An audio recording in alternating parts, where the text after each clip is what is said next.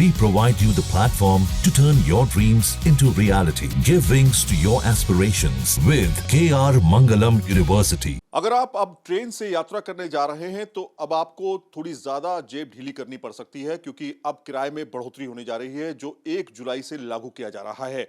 कितना किराया बढ़ने जा रहा है, एसी नॉन एसी ट्रेन में कितनी कीमत बढ़ रही है टिकट की, उस पर बातचीत करने के लिए हमारे साथ में दिलीप जी हैं। दिलीप जी, कितनी कीमत बढ़ा रहे हैं, क्या कितना फिर जो है इंक्रीज होगा? भारतीय रेल में जो किराया स्ट्रक्चर है उसको 1 जुलाई से रिवाइज करने का फैसला लिया गया है। और जो ये रिवीजन है वो इस ढंग से लिया गया है कि जो कम दूरी के यात्री हैं उन पर किसी प्रकार का असर ना पड़े। तो इसीलिए जो सबअर्बन क्लास की ट्रेनें हैं उसमें जो प्रतिदिन जो टिकट कटा करके यात्री सफ़र करते हैं उसमें किसी प्रकार का बदलाव नहीं लाया गया है। इसी तरह से जो लोग मासिक और त्रैमासिक टिकट लेते हैं सबअर्बन ट्रेन के लिए, उनके किराए में भी किसी प्रकार की वृद्धि नहीं की गई है।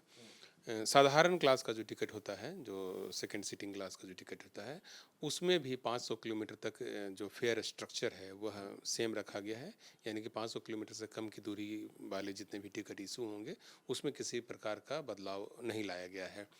कुछ क्लासेस में बदलाव लाया गया है, जैसे 500 किलोमीटर से अधिक की दूरी के जो मुसाफिर हैं उनके लिए 0.5 पैसा पर किलोमीटर के हिसाब से किराया बढ़ाने का फैसला लिया गया है। सरल शब्दों में कहें तो 500 किलोमीटर या 501 किलोमीटर से 1500 किलोमीटर तक की जो लोग यात्रा करेंगे उनके टिकट में जो सेकंड क्लास का टिकट होगा उसमें 5 रुपये की बढ़ोतरी की गई है।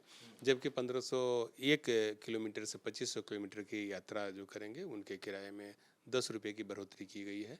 और 2501 रुपये से अधिक की जो यात्रा करेंगे यात्री 3500 किलोमीटर तक, उनका जो किराया होगा वह 15 रुपये अधिक हो जाएगा।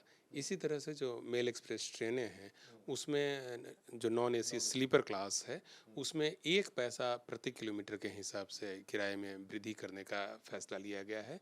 जबकि वातानुकूलित क्लास में 2 पैसा प्रति किलोमीटर के हिसाब से बढ़ोतरी की गई है। साथ ही मैं ये बताना चाहूँगा कि और जो चार्जेस लगते हैं भारतीय रेल में, जैसे कि रिजर्वेशन फ़ी है, सुपर फास्ट चार्जेस हैं, उन सब में किसी प्रकार का बदलाव नहीं लाया गया है। 1 जुलाई 2025 से ये जो नया फेयर टेबल है वह लागू हो जाएगा। लेकिन जिन यात्रियों ने अपने टिकट 1 जुलाई 2025 से पहले कटवाए हैं उनको जो रिवाइज्ड फेयर स्ट्रक्चर है उसके हिसाब से किराया नहीं देना पड़ेगा, बल्कि जो पहले उन्होंने टिकट लिया है, यानी कि आज तक जो भी टिकट जारी होंगे भारतीय रेलवे सिस्टम से वह पुराने फेयर स्ट्रक्चर के आधार पर ही जारी होंगे। और वैसे यात्रियों को जो डिफरेंस है उसकी वसूली नहीं की जाएगी, बल्कि 1 जुलाई की जो आज की जो मिडनाइट है उसके बाद से जो टिकट जारी होंगे वह नए रिवाइज्ड रेट पर जारी होंगे। सर, एक सवाल इससे जुड़ा हुआ है कि क्या वजह रही क्या ऑपरेशन कॉस्ट बढ़ गई थी रेलवे की, क्या वजह मान रहे हैं इसको लेकर? देखिए, पूरे जो इकोनॉमी है उसका स्ट्रक्चर बदल रहा है। हमारी इकोनॉमी काफ़ी तेज़ गति से बढ़ रही है और जो बेसिक चीज़ें हैं उनके प्राइसेस में भी बदलाव आते रहता है। इसीलिए बहुत ही मामूली बढ़ोतरी है जो की गई है और निश्चित रूप से इससे यात्रियों पर कोई ज़्यादा बोझा नहीं पड़ेगा। और आप देख रहे होंगे कि जो जनरल क्लास के यात्री हैं उनका विशेष ख्याल रखा गया है। जो सबअर्बन सेक्टर के यात्री हैं उनका भी विशेष ख्याल रखा गया है। वहाँ पर किसी प्रकार के किराए में बढ़ोतरी नहीं की गई है। 500 किलोमीटर की यात्रा जो लोग करेंगे उनके भी किराए में कोई बढ़ोतरी नहीं की गई है। कुछ बड़े फैसले आप लोगों ने लिए हैं, जैसे आईआरसीटीसी से कल से जो है आधार लिंक्ड जो है वो लोग तत्काल टिकट बुक कर पाएंगे। क्या क्या फैसले लिए गए हैं? आधार वाले से शुरू करते हैं। कई फैसले लिए गए हैं यात्रियों के हित में और हम लोगों ने काफ़ी एनालिसिस की है इस मामले में कि कैसे यात्रियों को कंफर्म टिकट हम सुनिश्चित कर पाएँ। कई मामलों में जो शिकायतें पहले से आ रही थी उन शिकायतों को दूर करने के लिए रेलवे ने प्रभावी कदम उठाया है। और उसी में एक कदम यह भी है कि 1 जुलाई से जो आईआरसीटीसी के वेबसाइट पर जो टिकट कटेंगे उसमें हम लोग आधार लिंक्ड जो खाते होंगे, जो अकाउंट्स हैं, उनको ही टिकट उपलब्ध कराया जाएगा, तत्काल टिकट खास करके बिल्कुल। और उसके बाद 15 जुलाई से सॉफ्टवेयर में और भी बदलाव लाए जा रहे हैं और सारे टिकटों पर जो है वह लागू किया जाएगा। इसी तरह से ओटीपी आधारित वेरिफिकेशन जो है वह सभी टिकट काउंटर पर लागू किया जाएगा 15 जुलाई से। इसके लिए भी सॉफ्टवेयर में बदलाव की तैयारी चल रही है। एक और जो महत्वपूर्ण बदलाव हम लोग करने जा रहे हैं वह है आरक्षण चार्टिंग में। अभी जो चार्ट है वह ट्रेन के डिपार्चर से लगभग 4 घंटे पहले बन जाया करता है। उसमें अब हम लोग बदलाव ला रहे हैं, क्योंकि कई यात्रियों की ओर से यह सुझाव प्राप्त हुआ था कि 4 घंटे की अवधि कम होती है, उनको प्लानिंग करने में सहूलियत नहीं होती है। तो यात्रियों की सुविधा को ध्यान में रखते हुए फैसला लिया गया है कि फेज्ड वे में, है ना, अलग अलग ट्रेनों में अलग अलग तिथि से लागू किया जाएगा। लेकिन अब जो चार्टिंग की जो व्यवस्था है वह गाड़ी के प्रस्थान करने के 8 घंटे पहले ही कर दी जाएगी। चार्ट को प्रकाशित कर दिया जाएगा ताकि यात्रियों को पता चल जाए कि उनका टिकट जो है वो कंफर्म हुआ है या नहीं हुआ है, या उनको कौन सा बर्थ अलॉट हुआ है।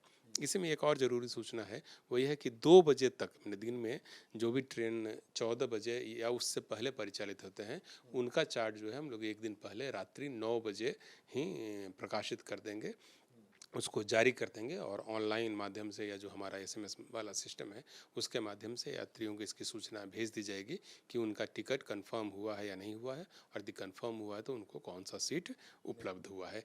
PRS सिस्टम क्या है सर? PRS हमारा जो पैसेंजर रिजर्वेशन सिस्टम है उसको हम लोग PRS सिस्टम कहते हैं। इसमें 2 प्रकार से हम लोग टिकटें जारी करते हैं। एक तो हमारा काउंटर है प्रमुख स्टेशनों पर, और दूसरा है कि टिकटिंग की जो व्यवस्था हम लोग की गई है। तो जो अपना PRS है, जो पैसेंजर रिजर्वेशन की जो सिस्टम है, इसको और स्ट्रॉन्ग और बेहतर बनाने का फैसला लिया गया है। दिसंबर 2025 तक हम लोग टारगेट कर रहे हैं कि अपना पूरा सॉफ्टवेयर को अपडेट करते हुए एक नया PRS सिस्टम शुरू कर दें, जिसमें कि 10 गुना अधिक लोड संभालने की कैपेसिटी होगी। यानी कि अभी जो हमारी कैपेसिटी है उसको हम लोग 10 गुना बढ़ाना चाहते हैं। अभी जो हमारी टिकटिंग की जो क्षमता है प्रति मिनट, वो करीब 30-32 हज़ार टिकट पर मिनट की है। इसको भी हम लोग 5 गुना अधिक बढ़ाना चाहते हैं, और इसको जो है 1.5 लाख टिकट प्रति मिनट तक ले जाना चाहते हैं। इसी तरह से जो इंक्वायरी में कई बार लोगों को डिले होता है, उसको भी दूर करने के हम लोगों ने प्रति मिनट 40 लाख से अधिक इंक्वायरीज हम हैंडल कर सकें, इस प्रकार की व्यवस्था हम करने जा रहे हैं। अभी मुख्य जो हमारा सिस्टम है वो हिंदी और इंग्लिश में काम करता है। इसको हम लोग मल्टीलिंगुअल भी करने जा रहे हैं, यानी कि देश की दूसरी भाषाओं में भी अब पूछताछ की सुविधा उपलब्ध हो, यह हम फैसिलिटी लोगों को देने जा रहे हैं। तो इस प्रकार की कई चीज़ों पर प्लानिंग चल रही है। हमारी जो रिसर्च टीम है, हमारी जो सॉफ्टवेयर पर काम करने वाली टीम है, उनको निर्देश दे दिया गया है, वो लोग इस पर काम कर रहे हैं, और बहुत जल्द ही हम एक नया PRS सिस्टम देश को लॉन्च कर पाएंगे। तो अब आप जो सफ़र करने जा रहे हैं वो थोड़ा महंगा ज़रूर होगा, लेकिन रेलवे का दावा ये भी है कि जो कहीं ना कहीं बिना आरक्षण वाले यानी कि जनरल टिकट वाले जो हैं उनको थोड़ी बहुत राहत दी गई है। 500 किलोमीटर तक किसी भी तरह के चार्ज ना लगाने की बात की गई है। वीडियो जर्नलिस्ट जैनेंद्र के साथ सैयद आमिर हुसैन, न्यूज़ नेशन, दिल्ली। जहाँ भक्ति है हर शब्द में, कथाओं में छिपे हैं दिव्य रहस्य, और ज्योतिष देता है जीवन को दिशा। धर्म से जुड़ी हर बातों को जानने के लिए हमारे चैनल स्तुति को सब्सक्राइब करें। चैनल पर जाने के लिए इस लिंक पर क्लिक करें।